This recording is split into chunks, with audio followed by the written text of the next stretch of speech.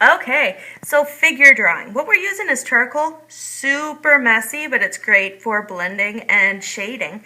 And what you do is when you look at your figure model, you're going to want to find the major shapes first. Don't be putting in eyelashes and all that stuff. You just want to find the big major shapes. Now, if this goes off the page, no big deal. You don't care because you are just drawing in the figure, and the bigger it is, the better it actually ends up looking. Now, as you can see, when I go through, I just do a really light sketch, and then I go back in and I add some more detail after the fact. So as we're sketching, you can see that I'm putting the wrinkles in the clothes, and I'm putting in the major details. But it's not going to be perfect this first time around. You're just getting the general idea here of what you need to do.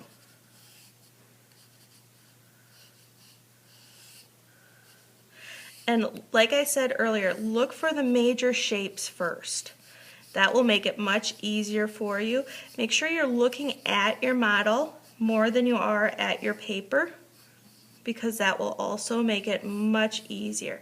Now, if there's any part that you didn't like or you didn't do right, you can just smudge it out, erase it out, and go right over it. This is your practice drawing for your final, so these ones are just sketches. Now, you don't need to put in every detail of the face. You can just put in markers of where things go, so you have an idea of how it will look. Now, once you get done with the sketch, you see it did not take that long to do this simple sketch. You go back through, you check proportion. You make sure that everything lines up how it should. If anything doesn't line up, you can just go right back over it again. So that's how you do your chalk drawing sketches.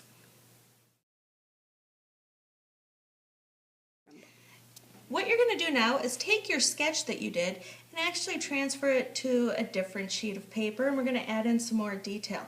The first thing you're going to want to do is make sure you have a good composition. Make sure it fills up the page. Remember the rules of the rule of thirds, where your eye is going to go, how your eyes follow the line across. Now, you can just sketch lightly in charcoal to start this, just like you did your sketch. Now, if you ever want to use this for your final drawing, that's fine too. It's just you might not find somebody that wants to sit for long enough as it takes you to do a final drawing. Now, if you're doing it this large, keep in mind you have to draw in the face, because this is going to be a portrait focused one, so you're going to have to draw in those other details. If you want to avoid the face, what you are going to do is go smaller and do a lot more of the body in there, and then that way you can keep the kind of generic face that we had put in your regular drawing. I noticed you moved the person over to the left in your composition. Why did you do that, Miss Vadnais? It makes it a little bit more interesting to look at. It also... Is that the rule of thirds? It is the rule of thirds. Wow.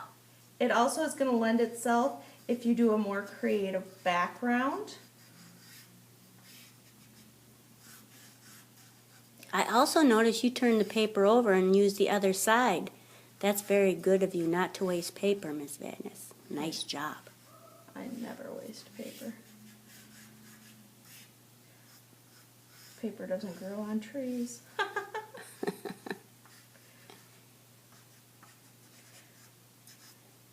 So you can see we're doing the exact same thing, where we're sketching in the major details.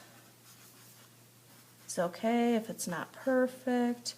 We'll go over it. If you have areas where you're going too far in, anything, don't worry about it. This is like a road map. It doesn't mean you have to follow it exactly.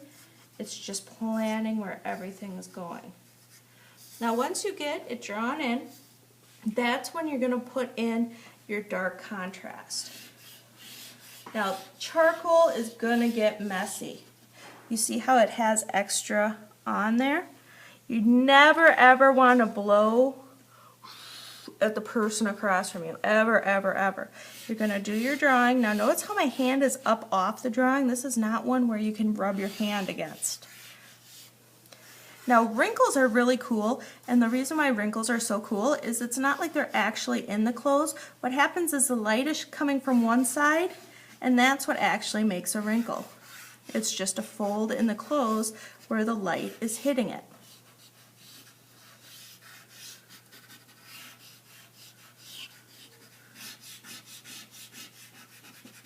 Now notice I am not using a brand new piece of charcoal. It's actually easier to use some of these little nubbins sometimes in order to get the different shading that you need.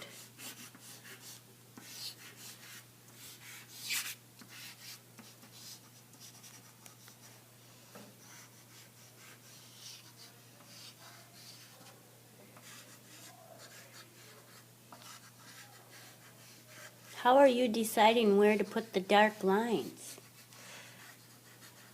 I remember what he looked like, number one, and because I know of where my light source is coming from in this image. Okay.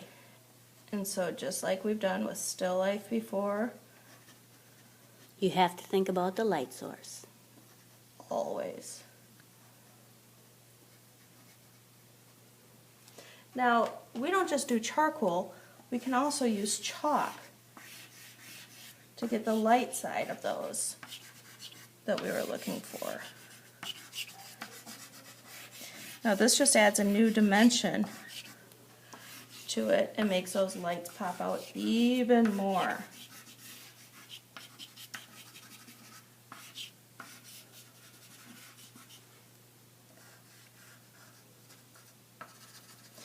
Now be careful with the hair. If the person does have gray hair, it's fine to blend like that, but otherwise you might make them look a little gray before their time, and trust me, nobody appreciates that.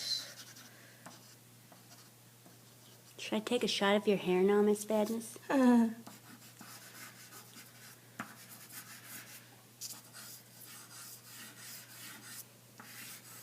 Now, like with pencil, you can also blend charcoal really easy. So if you want the more blended look, you can definitely get the more blended look. So for this, I'm going to do most of the skin in the more blendy value and keep the clothes in the little bit rougher value so it differentiates between the two.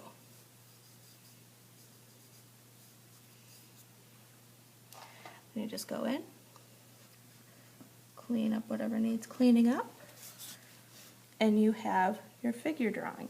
Now you're also going to want to think about a background. There's a couple different things that you can do. You could layer this with different newspapers or something that goes along with him. You could just color it black or white. You could have him have a little bit of a ray coming out from him. But you actually want to think about what you're going to do for the background and not just wing it, because background is part of your picture.